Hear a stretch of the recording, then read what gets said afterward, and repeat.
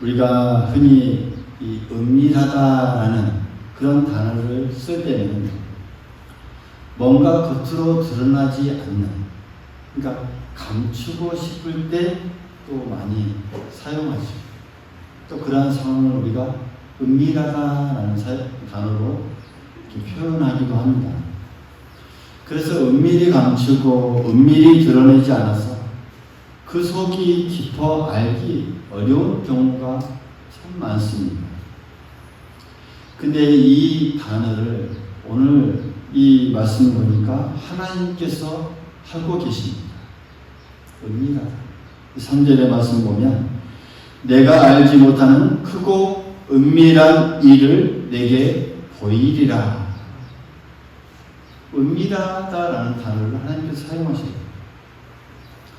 그러니까 은밀한 일에 해당하는 단어, 이 히브리어로 보면 빠차르라는 단어인데 어떤 의미가 있냐면 접근하지 못하게 하다, 단절하다라는 그런 의미의 히브리어입니다. 그러니까 하나님께서 보실 때 은밀하다라는 이 단어는 접근하지 못하는, 단절된 그런 하나님께만 속한 그런 일입니다. 그러니까 인간으로서는 감히 접근할 수 없도록 감추어진 일, 인간의 이성으로는 능히 측량할 수 없는 일, 뭐 그런 의미가 포함되어 있는 단어이죠. 그러니까 이러한 위대한 일들을 하나님께서 이렇게 보여주신다라고 오늘 이 말씀을 보면 약속하고 계시고 있습니다. 그러니까 이 은밀한 일, 하나님의 은밀한 일을 이 에레미야 선지자를 통해서, 입술을 통해서 하나님께서 선포하고 있습니다. 중요한 것은 그것입니다. 이 은밀한 일을 어떤 사람에게 또 어떤 내용의 것을 우리에게 보여주시느냐 참 중요합니다. 오늘 그것을 우리가 살펴볼 때 우리 각자에게 큰 은혜가 있을 수 있기를 간절히 소망하겠습니다. 하나님은 오늘 어떤 사람에게 은밀한 일을 공개하실까요? 3절 말씀 보면 부르짖는 사람에게 크고 은밀한 일을 보여주신다 라고 약속하고 있습니다. 그러니까 부르짖는다라는 것은 히브리어로 카라입니다. 카라. 그러니까 어떤 자신의 의사를, 뜻을 큰 소리로 전달하기 위해서 큰 소리로 외치거나 울부짖는 것을 말할 때 카라라는 단어를 사용하는데, 그러니까 하나님께 큰 소리로 기도하는 것을 말합니다. 큰 소리로. 이사야 55장 6절의 말씀 보면 너희는 여호와를 만나는 때에 찾으라, 가까이 계실 때에 그를 부르라 라고 말씀합니다. 여기서 부르라, 소리를 쳐 외치라, 부르라, 부르짖으라, 큰 소리로 하나님께 외치라 라는 말씀입니다. 그리하면 그 기도를 들으시고 하나님의 뜻과 계획을 알려주신다 라고 말씀하고 계십니다. 창세기 18장에 보면 18장 17절에 보면 이런 말씀이 있습니다. 여호와께서 이르시되 내가 하려는 것을 아브라함에게 숨기겠느냐라는 말씀. 그러니까 이 내용이 어떤 내용이 이어지냐면 당시 어떤 이 번영과 또 퇴폐의 도시 소돔과 고모라, 그 도시를 하나님께서 이제 불로 심판할 것을 작정하십니다. 그게 하나님의 놀라운 계획이었습니다. 그게 하나님의 숨겨진 그 하나님의 은밀한 일이었습니다. 그 은밀한 일을 아브라함에게는 내가 어떻게 숨기겠느냐라는 그 말씀이죠. 아브라함에게는 내가 숨기지 않으시고 사전에 알려주겠다라는 말씀입니다. 그 이유는 이 아브라함은 하나님의 가장 친한 친구였기 때문입니다. 할렐루야. 이사야서 41장 8절에 보면 아브라함을 이렇게 표현합니다. 나의 벗 아브라함. 이런 표현합니다. 나의 벗 아브라함. 그러니까 하나님의 그 심판 계획도 사전에 숨기지 않고 알려주신다는 것은 이 아브라함이 그만큼 기도의 사람이었고 또 가까운 하나님의 친구였기 때문이다라는 것을 우리가 알 수가 있습니다. 우리가 보통 우리의 그 은밀한 일을 아는 상대는 어떤 사람들입니까? 대부분 가장 가까운 부부가 될 수가 있겠고 또 가장 가까운 상대인 친구나 또 가족. 그래서 매우 친밀하고 믿을 수 있는 사람이 또 우리의 은밀한 일을 더 잘 알죠. 마찬가지입니다. 하나님의 그 은밀한 일을 하나님께서 누구에게 알려주실까요? 그렇게 가깝고 친밀하고 믿을 수 있는 사람입니다. 그 사람이 누구일까요? 바로 오늘 말씀에 있는 하나님께 간구하고 부르짖는 사람입니다. 할렐루야. 하나님께 늘 부르짖고 늘 간구하는 자가 하나님 편에서 볼 때는 정말 가까운 사람이죠. 믿을 수 있는 사람입니다. 또 친밀한 사람입니다. 시편 145편 18절에 보면 여호와께서는 자기에게 간구하는 모든 자, 곧 진실하게 간구하는 모든 자에게 가까이 하시는도다라고 말씀합니다. 그러니까 하나님을 가까이 하고 하나님과 친하게 지내는 그 비결은 우리가 부르짖는 기도의 사람이 되어야 한다는 사실을 오늘 이 말씀을 통해서 우리가 잘 깨달을 수 있습니다. 그때 하나님은 그 누구도 알지 못하는 그 은밀한 일, 그것을 우리에게 함께하고 또 우리와 공유하고 또 우리에게 알려주신다라는 말씀입니다. 늘 하나님께 부르짖고 또 부르짖고 그 부르짖음으로 말미암아 가까이 하는 우리 모두가 될 수 있기를 간절히 소망하겠습니다. 오늘 또한 하나님께서 이 공개하신 은밀한 일, 그 가까운 자에게 공개하시는 은밀한 일의 내용이 무엇인가요? 그 무엇보다도 보면 먼저는 이 회복하십니다. 그 은밀한 일의 내용은 회복하신다라는 말씀입니다. 오늘 6절의 말씀을 보면 내가 이 성읍을 치료하며 고쳐 낫게 하고 평안과 진실이 풍성함을 그들에게 나타내실 것이요 라고 말씀합니다. 또 7절에도 내가 유다의 포로와 이스라엘의 포로를 돌아오게 하며 그들의 처음과 같이 세울 것이며. 그러니까 이 말씀의 흐름을 또 내용을 쫙 보면 이제는 다 회복하시겠다, 회복시켜주겠다, 이전과 같이 회복시켜주시겠다라는 그 약속의 말씀을 해주십니다. 그러니까 하나님은 이스라엘 백성들이 범죄하면 여러 가지 방법으로 회초리를 들고 그들을 책망하셨습니다.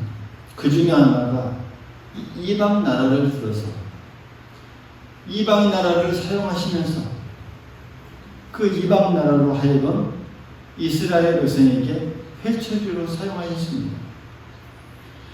이 당시 이스라엘 백성들이 나라가 무너지고 또 이방 나라로 하여금 그 나라가 파괴되어집니다. 그런 어려운 순간을 겪게 됩니다.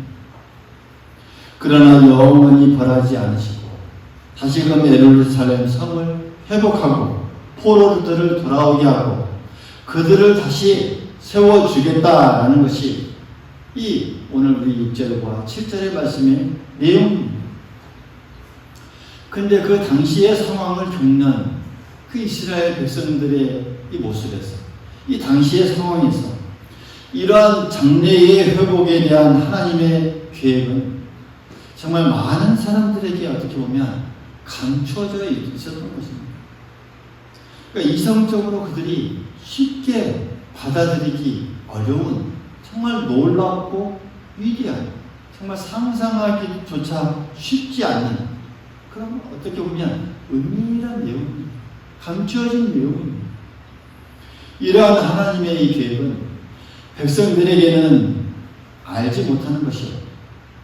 또 사실 에레미야 자신도 그 회복의 구체적인 계획이나 그 과정은 완전히 다 알고 있지 않았다라고 우리가 알 수 있습니다. 그러나 하나님의 입장이 감추어진 놀라운 회복의 역사를 그 세세한 부분까지 이 에레미야와 당시 이 패망에 직면하게 될 그 이스라엘 백성들에게 알리시기를 원했습니다. 그래서 이것들을 다 하나하나 에레미야의 입술을 통해서 지금 알려주고 있는 것이죠. 그래서 이것을 통해서 어떠한 상황에서도 절대 절망하지 말고 하나님께 부르짖어 기도하라 하고 이 명령하신 것입니다. 그렇게 해서 이 하나님을 신뢰하는 자에게는 이렇게 크고 놀라운 장래의 계획을 알려주시겠다라는 것이 바로 하나님의 깊은 뜻이었고 하나님의 마음이었습니다. 그렇게 망가지고 불타버린 그 예루살렘 성을 하나님께서 고치시고 또 거기에 있는 또 사는 모든 백성들을 다시금 회복시켜 주겠다라고 하는 그 하나님의 노래의 계획, 이게 바로 하나님의 은밀한 그 내용이었습니다. 회복시킨다. 하나님의 택하신 백성들을 회복시킨다. 이것은 하나님의 끊임없는 하나님의 우리 주시는 약속의 말씀이고 또 계속적으로 주어지는 오늘날까지 주어지는 그 은혜의 말씀입니다. 출애굽기 15장 22절 이하에 보면 이스라엘 백성들이 마라라는 곳에 이르릅니다. 그곳에 이 오아시스죠. 사막에 이 오아시스를 발견했으나 물이 썩어서 마시지 못할 상황입니다. 그때 하나님은 모세에게 한 나무를 가르쳐서 물에 던지라고 말하죠. 그가 물에 던지니 물이 달게 되었더라. 성경의 표현이다. 그러니까 하나님은 썩고 쓴 물을 이것을 통해서 치료하신 것이죠. 놀라운 일입니다. 물을 회복시키십니다. 열왕기하 22장 19절 이하를 보면 당시 여리고 지방에 보면 이 경치 좋기로 소문하는 곳이었습니다. 여리고 지방에. 그런데 땅에 씨를 뿌리거나 과일나무를 심으면 결실을 보지 못합니다. 계속 반복됩니다. 그 이유를 보니까 이 수질이 나빠져서 곡식이 익지 못하는 것이죠. 엘리사에게 제자들이 이 사실을 알립니다. 그러자 엘리사는 소금을 가져오게 한 후에 물의 근원을 찾아서 그곳에 뿌리죠. 이렇게 또 선포합니다. 여호와께서 이 물을 고치셨으니 다시는 죽음이나 열매 맺지 못함이 없을지니라 라고 선포하죠. 이후에 이 물과 땅이 다 회복됩니다. 그리고 곡식과 이 열매가 잘 맺어지게 되죠. 사랑하는 성도 여러분, 하나님은 토질도 바꾸시고 물도 바꾸시고 땅도 바꾸시는 분이십니다. 할렐루야. 모든 것을 회복하시는 하나님이십니다. 출애굽기서 15장 26절에 보면 나는 너희를 치료하는 여호와시로다 하고 말씀합니다. 우리의 모든 것들을 치료하시는 하나님이십니다. 말라기 4장 2절에 보면 공의로운 해가 떠올라서 치료하는 광선을 비추리니 라고 말씀합니다. 치료하는 광선으로 우리의 모든 것들을 회복시키시고 어루만지시는 하나님이십니다. 그 치료의 하나님, 그 회복의 하나님은 자연도, 가정도, 국가도, 이 모든 세계도 치료하시고 회복시키십니다. 할렐루야. 나를 치료하시고 나 또한도 회복시키십니다. 할렐루야. 그 회복시키시는 그 하나님의 은밀한 일을 우리가 밝히 믿음의 눈으로 바라볼 수 있기를 간절히 소망하겠습니다. 또한 하나님께서 공개하신 그 은밀한 일의 내용이 무엇입니까? 모든 죄악을 사하신다는 내용입니다. 8절의 말씀 보면 내가 범한 그 모든 죄악에서 정하게 하며 그들이 내게 범하며 행한 모든 죄악을 사할 것이다. 모든 죄악을 사한다라는 말씀. 하나님께서 공개하신 은밀한 내용입니다.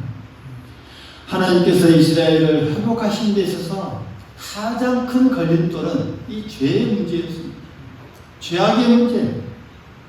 나라가 망하고 수많은 사람들이 바벨론 그 포로로 끌려간 것도 그들이 우상 숭배하고 하나님을 바로 섬기지 못하는 그 죄 때문이었습니다.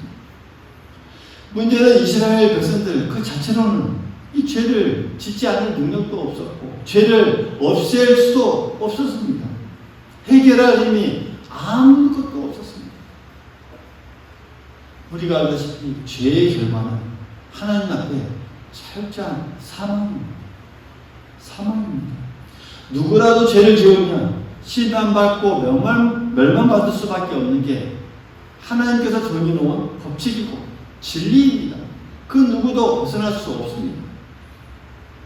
그런데 하나님은 아무런 조건도 걸지 않고 제시하지 않고 모든 죄악을 사하신다라고 사해 주겠다라고 약속하신 말씀. 그 모든 죄의 문제를 다 해결해 주시겠다라고 약속해 주고 계십니다. 사랑하는 성도 여러분, 오늘날 우리의 모든 죄의 문제를 하나님께서 어떻게 해결해 주셨습니까? 예수 그리스도를 통해 십자가의 죽으심으로 말미암아 우리의 모든 죄를 해결해 주셨습니다. 이게 바로 은밀한 일입니다. 하나님의 은밀한 일입니다. 창세전부터 준비해 놓으신 하나님의 은밀한 일을 우리에게 보여주셨습니다. 할렐루야. 히브리서 9장 28절에 보면 많은 사람의 죄를 담당하시려고 단번에 들이신 바 되었다라는 표현합니다. 단번에 들이셨다. 또 히브리서 9장 12절에도 보면 단번에 성소에 들어가셨다. 그러니까 단 한 번의 역사로 말미암아 우리의 모든 죄를 용서해 주신 것입니다. 구약 시대 때는 이 죄사함을 받는 이 방법이 짐승을 잡아서 피로 제사를 드리는데 또 반드시 지켜야 할 어떤 이 법이 있었습니다. 하나는 흠없는 제물이어야 했고 또 그리고 제사장이 먼저 가서 죄사함을 받고 또 제사를 드립니다. 대표해서. 그리고 하나님께서 정한 그 날에 매년마다 반복해서 제사를 드려야 했습니다. 또한 이 늘 산 제물을 드려야 했습니다. 그러니까 이 모든 어떤 이 법과 규칙을 단 한 번에 누구를 통해서요? 예수 그리스도를 통해서 단 한 번에 모든 것을 해결해 주신 것이 바로 십자가 그 사건이고 십자가를 통해서 우리에게 구원을 주신 사건입니다. 그래서 예수님은 죄가 없으신 그 흠없는 제물이셨고 단번에 자신을 바쳐서 우리의 죄를 대속해 주셨습니다. 이 점이 바로 구약과 이 다른 점입니다. 얼마나 이 놀라운 점입니다. 하나님의 감추어진 그 은밀한 일이었고 우리를 향하신 하나님의 깊은 사랑의 이 하나님의 계획이었고 또 그것을 통해서 우리가 깊은 사랑을 우리 또한도 이 땅을 살아가면서 누리고 있습니다. 이 깊은 사랑에 언제나 감사하며 나아가는 우리 모두가 될 수 있기를 간절히 소망하겠습니다. 그리고 하나님께서 마지막으로 공개하신 그 은밀한 이의 내용이 무엇입니까? 9절의 말씀을 보면 황폐하고 황무한 땅, 그 예루살렘 땅, 그 예루살렘이 회복되었다는 그 소문이 동서남북으로 다 퍼지게 됩니다. 그리고 그 소문을 듣고 많은 사람들이 깜짝 놀라게 될 것이다 라고 말씀하면서 우리가 읽었던 그 10절, 12절 함께 합해진 그 긴 내용의 이 말씀이죠. 이 말씀에 그것들을 요약해 보면 그렇습니다. 유다의 성읍과 예루살렘 이 거리에서 그 회복되었다는 소리를 듣고 다 기뻐한다는 것이죠. 그래서 거리에 나와서 즐거워하는 소리, 기뻐하는 소리, 신랑의 소리, 신부의 소리, 찬송의 소리, 이 감사의 노래소리가 울려 터진다라는 그 말씀의 이 요약의 내용들입니다. 그러니까 하나님께서 이 공개하신 은밀한 이 내용의 은밀한 일의 내용이 무엇이냐면 기쁨을 주인다는 것이죠. 이제 너희를 기뻐하게 할 것이다. 너희에게 기쁨만 줄 것이다. 기뻐하는 일들이 많아질 것이다. 라는 이 내용의 말씀을 우리에게 주고 있습니다. 적막하고 고독하던 성읍에 노랫소리가 울려 퍼지고 사람들 얼굴마다 웃음꽃이 피어납니다. 과거에 잃었던 그 기쁨과 그 사라진 웃음이 다시 한번 회복됩니다. 되찾습니다.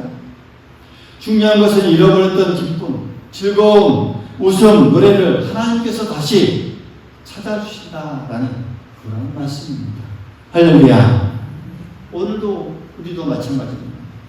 하나님의 은혜로 우리가 기뻐할 수 있는 그 이유를 다 마련해 주셨습니다. 우리를 구원하신 그 십자가의 사랑이 우리를 다시금 기쁨으로 나아가게 해줍니다. 날마다요.